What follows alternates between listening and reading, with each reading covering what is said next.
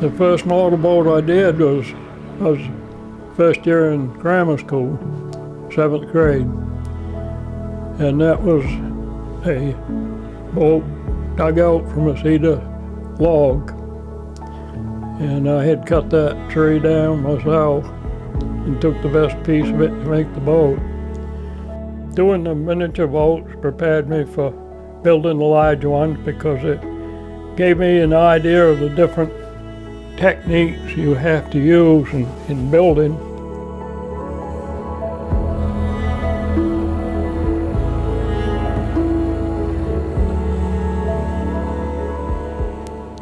I cruised the boat shops with my father from a kid up. And I, of course, loved boats. My father was a fisherman, and I was always with him when I could be. But I learned a lot just as a boy, cruising the boat shops and watching. But I can remember as a young boy going into Harold Gower's boat shop, and his boats were always facing the road. Going in there just a little fella and looking up under the bow of that boat with it just shining. Just beautiful. And you never forget those things.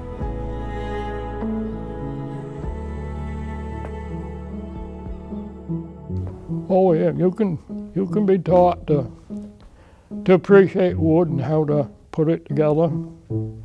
I worked for Willis Beal a couple of winters, a boat builder here on the island. And I worked for a relative in Jonesport, Freddie Lenfesti, and I learned a lot. But in '66, I built a 23-footer for my brother in the basement of my home. From that, I got an order for a bigger boat, so I had to have a boat shop. When we first built this shop, we didn't have a launchways out of the end. We'd take them out of the front side and pull them over to a runway I had over here, to the west of the shop, and launch them down that way. The Silver Dollar was the first one to go out of the new launchways oil at the end of the shop. It was like a 4th of July celebration. The shop was so full you could hardly get around in it. We had a snub line on it, hoping to slow it down from going fast down the runway. They gave her a push and we'd had it greased the whole way down. That was a big mistake. You went too fast to suit me. Made a nice splash head first. So after that, we didn't grease it all the way down.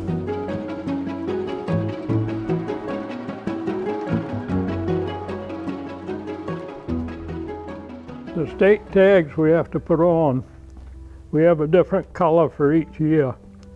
And this shows how many years I've fished this trap, but just count the tags. When Robert and I started lobstering, he was 6. He did the rowing, I did the hauling. And one day he wanted to do the hauling, and I told him he wasn't big enough and strong enough, but he thought he was. We used to take the traps in over the stern of the skiff. He pulled it up to the back of the skiff, but he couldn't get it in over. I didn't know, but he was going overboard trap and all. Finally, he got straightened away, so he decided he was going to do the rowing. He couldn't break the trapping over. Thank you, Robert. Thank you, Robert.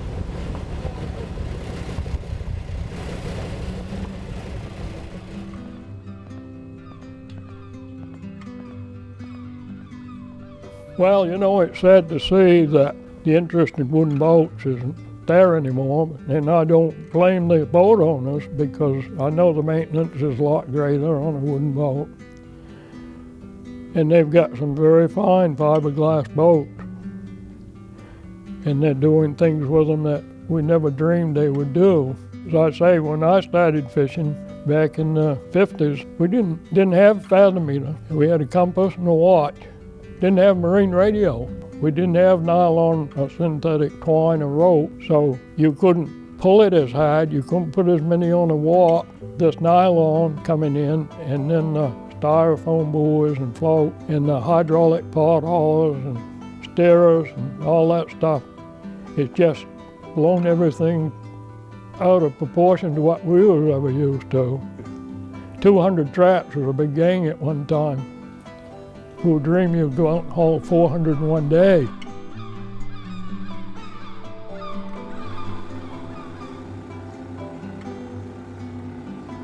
But like I say, salt water's in my blood, you know. It's a change from fishing, gives me a rest to do something different. In the same way back from boat building to fishing. And I wouldn't want to leave the water,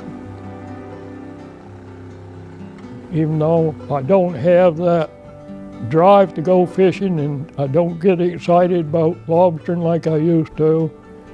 I still want to be on the water.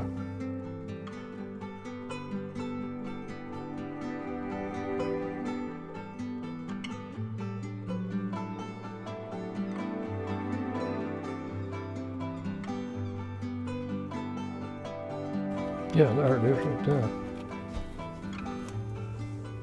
That looked pretty much like the Doris I used to look. They were real narrow. Looking at them head on, they looked almost like a butter knife. They were so sharp. Of course, they cut the waves easy. But on a following wave, the wave would fold around the stern and it'd splash up over. I guess that was one reason to have them that way. And we put a 454 Chevrolet motor in it. I took Matt Carver on a sail and we went up through the bridge and I came back down through full speed. Tide was up and I swung right in towards the wharf here. He was sitting on the seat in the stern. I got to the dock, he said, "I guess you scared me almost to death." And I said, "Well, how's that?" He said, "I thought you were going to turn her over."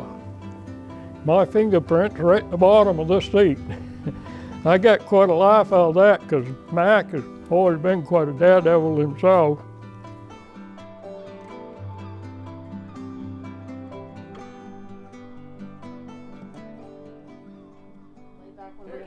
The thing is, enjoy what you're doing.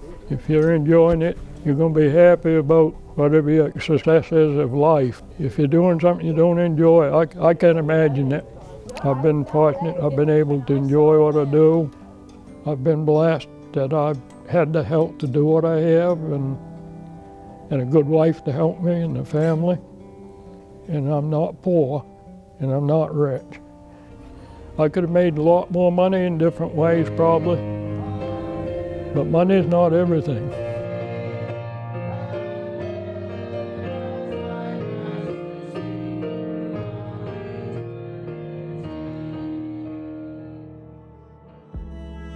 It gives me great pleasure to know that I can design and put wood together and fashion a boat. I give the Lord the credit for my ability. I've designed, built 26 wooden boats. And like I say, in building wooden boats, you pick a piece of wood up. It doesn't feel like an old cold rock. It's got feeling to it. It's got some meaning to me. And I think anybody that builds with wood, whether it's a house carpenter or finished carpenter, whatever, they got feeling for what that wood is and how to place it in a good place.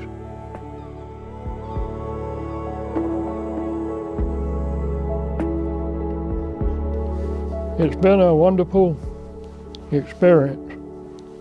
I wouldn't change a thing about it other than I'd probably be wiser to do things easier sometimes, because when you stop learning, you're dead.